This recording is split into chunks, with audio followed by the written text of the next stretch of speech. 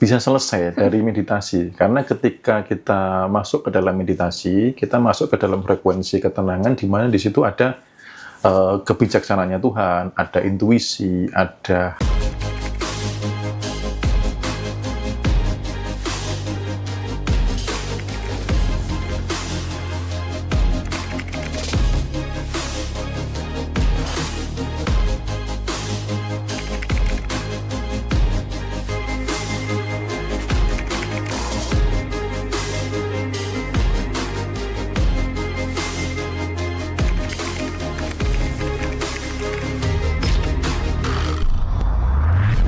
Nah, kali ini kita akan bahas rahasia keajaiban di balik meditasi, teman-teman, ya.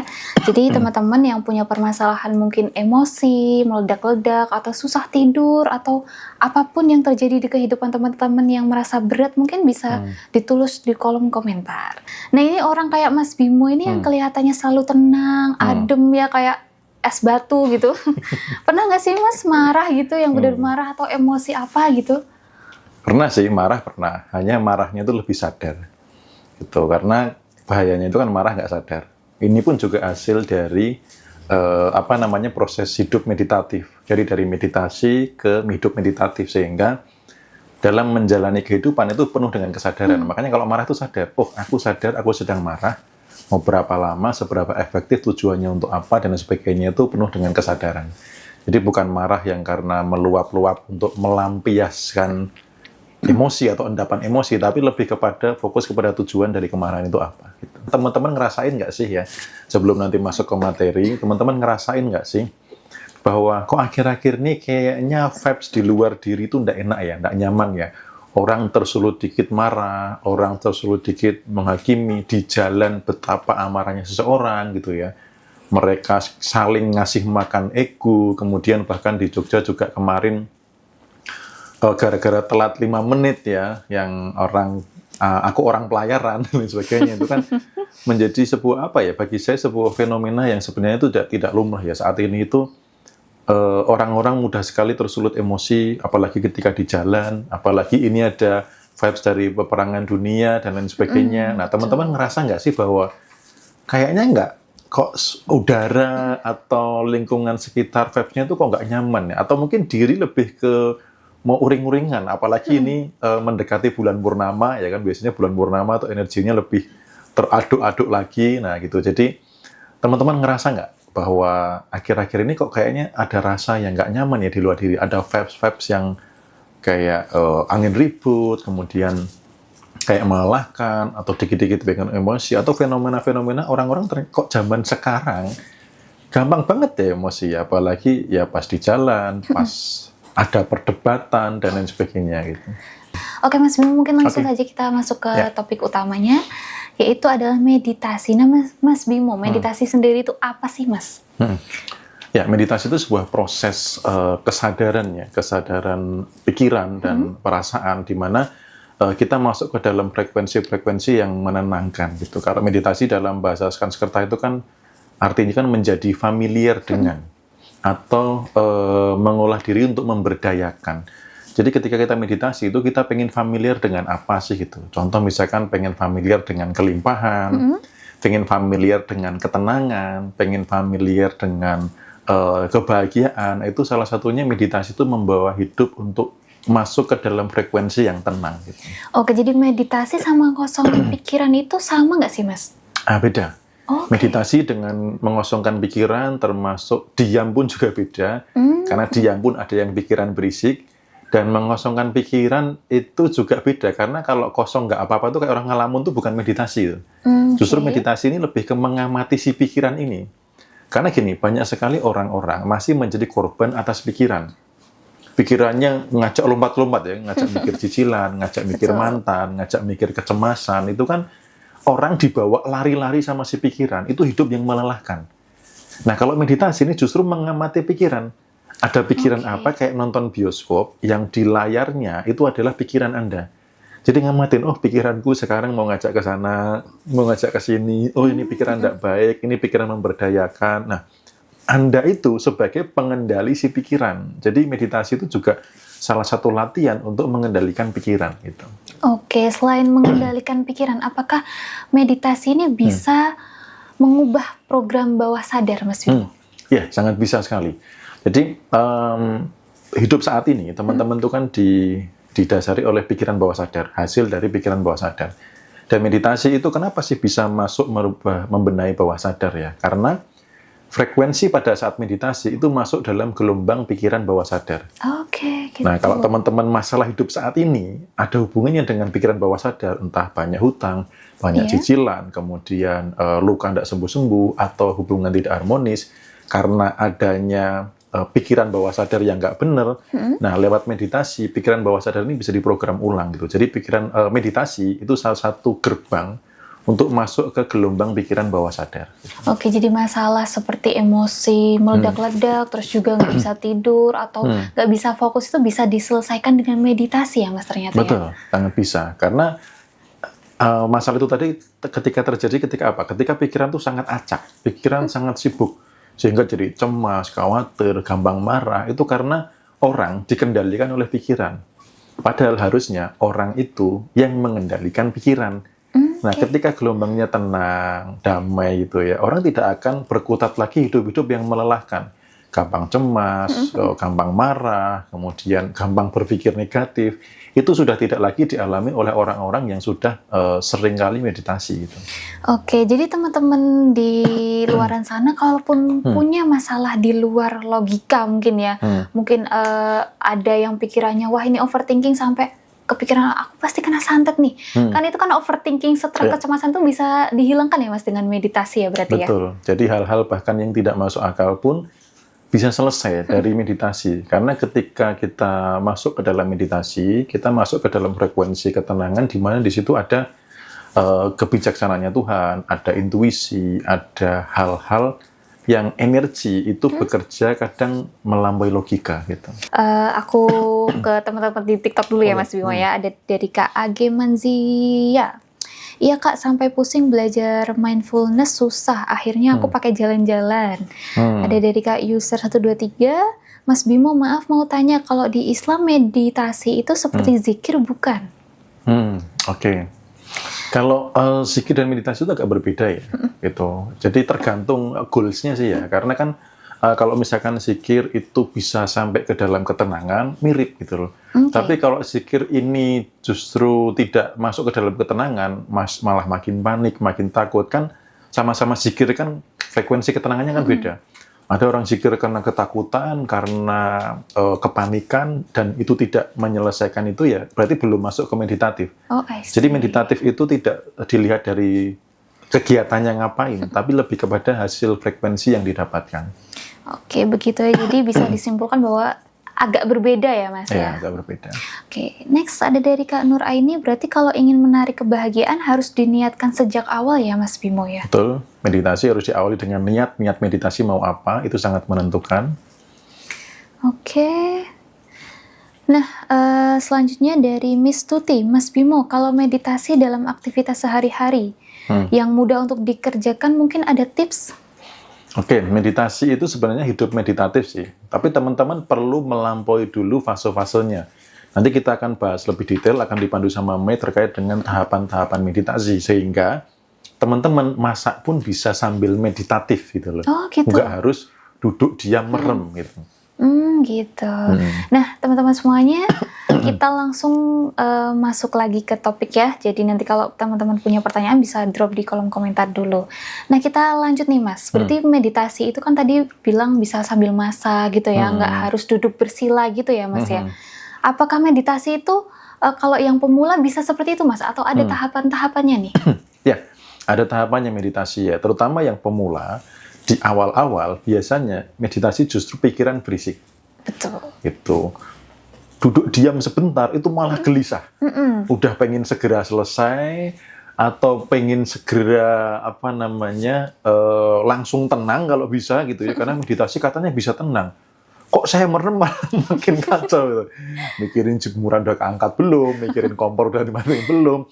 Mikirin suami di sana lagi ngapain, ya mikirin mantan lagi ngapain, mikirin besok makan apa, mikirin jatuh tempo. Jadi pikiran itu malah lalu lalang. Nah itu sebenarnya level-level dari awal ketika teman-teman meditasi, dan itu sebenarnya nggak apa-apa gitu, karena memang masih di awal gitu. Itu wajar-wajar aja gitu. Oke gitu. Nah, ada tips nggak bagi pemula nih Mas Bimo biar dia tuh bisa fokus gitu? Ya, sebenarnya itu proses yang harus dilalui. Jadi teman-teman ketika pikiran berisik ya, ketika pikiran berisik, nggak usah dilawan, nggak usah berusaha untuk tenang, cukup diamati. Cukup diamati kayak tadi nonton bioskop gitu ya, tapi layarnya itu pikiran Anda. Amati saja, biarkan dia lewat seperti angin gitu. Pikiran ini biarkan lewat, pikiran ini biarkan lewat, pikiran ini biarkan lewat. Nah, itu nanti lama-kelamaan akan masuk dalam ketenangan gitu. Kalau bagi yang sangat kredit sekali, nanti pas meditasi bareng-bareng saya ajari prakteknya bagaimana menghentikan si pikiran yang terlalu berisik. Itu besok saya ajari sambil praktek gitu, biar teman-teman ketika praktek, oke, ternyata begini dan simple gitu. Oke gitu. Jadi kalau meditasi sendiri tuh kadang ngantuk, ini bisa bareng-bareng terus nggak ngantuk gitu ya Mas ya. Untuk meditasi selanjutnya itu temanya apa sih Mas? Oke, meditasi besok itu terkait dengan merilis energi endapan kemarahan dari masa lalu yang masih mengendap sehingga membuat orang gampang marah, termasuk juga kebencian, karena marah ini sama benci itu sama di dalam satu vibrasi. Yang ini bisa sampai dampaknya itu ke rumah tangga. Jadi sampai ke hubungan keharmonisan, sampai ke kerezekian akhir-akhirnya, ending-endingnya. Jadi karena meditasi yang saya desain ini sudah hampir 2 tahun, ujung-ujungnya ending-endingnya untuk masuk ke dalam frekuensi kelimpahan. Jadi mungkin teman-teman banyak yang belum menyadari bahwa ternyata hubungan saya tidak harmonis dengan pasangan itu karena ada kemarahan yang mengendap sejak kecil. Adanya kebencian dengan figur ayah misalkan, sehingga berdampak hubungan yang tidak harmonis dengan suami misal gitu. Nah, hubungan yang tidak harmonis ini bisa jadi ngaruh ke rezeki gitu. Atau mungkin seorang suami ada endapan kemarahan di masa lalu sehingga membuat dia hidupnya jatuh dalam dunia perselingkuhan. Nah, dari perselingkuhan ini akhirnya apa? Membuat rezeki makin berantakan gitu. Jadi semuanya didesain untuk ujung-ujungnya ke arah kelimpahan. Nah, besok itu saya akan bantu teman-teman pertama untuk membangun kesadaran. Apa dampak dari kemarahan, kebencian yang dibiarkan mengendap di dalam diri? Baik dalam keharmonisan, dalam finansial, termasuk juga dalam kesehatan, karena apa hormon yang diproduksi dan dampaknya ke sistem imun bagaimana, besok akan berikan kesadaran dulu. Nah, setelah itu baru yuk meditasi bareng-bareng. Nah, tadi ada hubungannya dengan meditasi memprogram ulang bawah sadar. Nanti ketika teman-teman sudah di kondisi gelombang pikiran bawah sadar, nanti akan saya berikan sugesti-sugesti, program-program baru untuk membenahi kehidupan supaya kehidupan lebih bahagia, lebih tenang, lebih damai, lebih sehat, dan juga lebih berkelimpahan secara finansial. Gitu. Oke gitu. Nah, selain dari fisik, ada nggak stres, jadi kan nggak sakit gitu ya Mas. Selain fisik nih, apakah ada manfaat lain Mas Bimo di dalam meditasi? Ya, pasti pembawaan ketenangan dan juga dari tenang itu akhirnya menjadi energinya bagus gitu ya. Teman-teman lihat aja orang-orang yang tenang itu bukan lemah loh ya, hati-hati loh ya. Orang-orang yang tenang itu bukan lemah, dia justru punya cadangan energi yang luar biasa. Bahkan saya pun kadang sama-sama negur orang gitu ya, sama-sama benahi mindset orang. Ada yang perlu dengan muarah-muarah sampai ototnya, garis-garisnya keluar semua. Saya bisa dengan duduk santai, dengan nada tenang, tapi kayak beng gitu loh. Termasuk teman-teman, kalau dari sisi yang belajar marketing dan lain sebagainya, ketenangan itu gini teman-teman, hukum energi itu semakin halus frekuensinya, dia semakin besar. Nah, ketika energi besar, kemampuan Anda untuk mempengaruhi orang lain itu jadi lebih tinggi. Gitu, maka teman-teman misalkan kerjanya sebagai seorang marketing, seorang penjual, atau orang yang mempengaruhi orang lain, mau deal project atau apa, semakin Anda tenang, powernya makin besar. Dan ketenangan ini nggak bisa didapat instan, gitu loh. Kita harus belajar, harus memahami kondisi meditatif dalam kehidupan, gitu. Oke, gitu. Nah, selain itu, apakah bisa memperbaiki aura diri, Mas Bimo, kalau meditasi, Mas? Sangat bisa dong. Sangat bisa, karena kan aura itu kan hasil dari apa sih? Aura itu kan hasil dari pancaran energi dari dalam. Kayak tadi saya sempat meditasi singkat, teknik pernafasan singkat untuk apa? Membentuk medan torus atau medan elektromagnetik di sekitar tubuh sini. Ini kan terbentuk menjadi aura. Itu kan dari mana? Dari energi dalam. Kalau yang di dalam tuh ricuh, riuh, banyak kebisingan, ya nggak tenang, ya medan elektromagnetiknya itu pecah-pecah gitu loh. Dan auranya tidak bagus. Dan orang awam, walaupun tidak melihat warna aura, dia bisa merasakan orang ini nyaman nggak, orang ini oke nggak, orang ini bagus nggak buat kerjasama, orang ini bagus nggak buat jodoh misal gitu ya. Itu dari ketenangan itu sudah bisa dinilai. Maka kalau teman-teman punya vibes hidup meditatif, tenang, itu keuntungannya itu di berbagai macam aspek kehidupan. Dari fisik, kesehatan, kemudian dari relationship, masuk ke dalam finansial juga sama. Oke, gitu. Nah, teman-teman bagi yang butuh informasi meditasi ya, Maya ulangi sekali lagi, meditasinya itu akan dilaksanakan besok tanggal 11, pendaftaran ditutup tanggal 10 Juli ya Mas Bimo ya. Dengan tema, apa tadi Mas, Maya lupa, merilis endapan emosi kemarahan. Untuk masuk dalam kehidupan yang berkelimpahan. Gitu. Untuk HTM-nya itu investasi terbaik teman-teman ya, mau berapa? Itu kan nanti baliknya ke teman-teman lagi ya Mas Bimo ya? Iya, itu terkait dengan vibes teman-teman, terkait dengan kesadaran teman-teman. Jadi saya kembalikan, ya mau 2 miliar, mau 3 miliar juga boleh. Yang penting ketika teman-teman mau ikut meditasi, nilai investasi kan investasi terbaik ya. Jadi teman-teman merasa angka ini terbaik untuk kembali ke saya. Dalam artian kembali apa? Energinya. Ya, energinya. Karena ini hanya soal pertukaran energi. Saya membersamai teman-teman memakai energi, teman-teman daftar dengan pertukaran energi. Nah, energi akan kembali seberapa ya sesuai dengan investasi terbaik teman-teman gitu loh. Jadi, angka ini secara ini tidak terlalu berdampak ke saya, tapi teman-teman akan merasakan dampak kembalinya sih gitu. Oke, gitu. Gitu ya teman-teman. Jadi nanti bisa daftar, itu sudah ada nomor di kolom komentar kalau mau daftar. Oke Mas Bimo, kita next ke pertanyaan berikutnya. Jadi kalau orang-orang butuh banget tidur nyenyak, itu meditasi beneran bisa bikin tidur lebih nyenyak nggak sih Mas Bimo sebenarnya? Sangat betul sekali. Jadi meditasi itu bisa mengatasi teman-teman yang insomnia ya. Bukan amnesia ya. Atau bukan anemia. Ya, insomnia. Jadi saat ini kenapa orang ya, kalau teman-teman amati, kesulitan tidur di bawah jam 12. Apalagi Gen Z saat ini gitu ya. Karena apa? Lalu lintas pikiran itu padat banget gitu loh. Baru mau sebentar udah mikir apa, baru mau sebentar nanti ketinggalan info apa, baru mau sebentar dia ada update apa ya. Jadi kayak gadget, kayak harus ngelakuin sesuatu gitu loh. Nah, ini karena pikiran terlalu banyak lalu lalang. Kalau misalkan sudah terbiasa dengan meditasi, kita tuh pengendali pikiran. Ya, biasanya orang jadi korban atas pikiran. Kalau orang yang sudah terbiasa meditasi, dia pengendali, bukan lagi korban. Ketika saya mau tidur, pikiran diam. Pikiran ikut saya persiapan ke tidur, dia akan tidur. Jadi kalau orang-orang yang mungkin sudah lama tidak merasakan tidur nyenyak, sudah lama merindukan tidur lebih awal gitu ya, bangun lebih pagi, meditasi sangat bisa membantu. Gitu. Nah, sebagai karyawan mungkin atau pelajar nih yang butuh fokus tinggi, berarti meditasi itu bisa meningkatkan produktivitas juga ya Mas Bimo ya? Iya, meditasi itu kan akhirnya bisa melatih fokus. Karena orang yang tidak fokus itu orang yang hidupnya terombang-ambing oleh pikiran sendiri. I see. Gitu loh. Ada apa panik, ada apa cemas, ada apa takut, ada apa gelisah gitu. Karena korban, orang fokus itu karena dia pengendali pikiran. Aku mau fokus di sini, maka hal-hal yang tidak penting bisa diabaikan. Pikiran yang ricuh tadi, diam kau gitu. Atau bahkan dia tidak muncul. Karena apa? Sudah sangat fokus di sini. Nah, buat orang-orang yang pelajar atau mungkin orang-orang pekerja yang butuh fokus untuk mendapatkan hasil lebih besar, Anda perlu latihan yang namanya meditasi, termasuk juga para pengusaha gitu kan. Anda punya goals, punya impian, tapi kalau terlalu banyak menghabiskan waktu yang tidak mengarah kepada pencapaian goals, akhirnya kan apa? Energinya bocor kemana-mana, dan goals-nya pun tidak tercapai maksimal gitu. Oke, nah selain dari itu, apakah meditasi ini juga bisa membantu kayak menurunkan darah tinggi atau memperkuat sistem imun? Kan kadang kita kalau stres jadi darah tinggi ya Mas ya? Iya.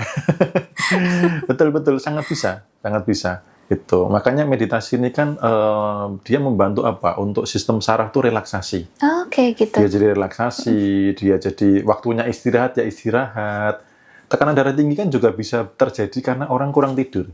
Cek aja, orang-orang kalau kurang tidur, sininya keteken gitu kan, terus kepalanya pusing gitu ya.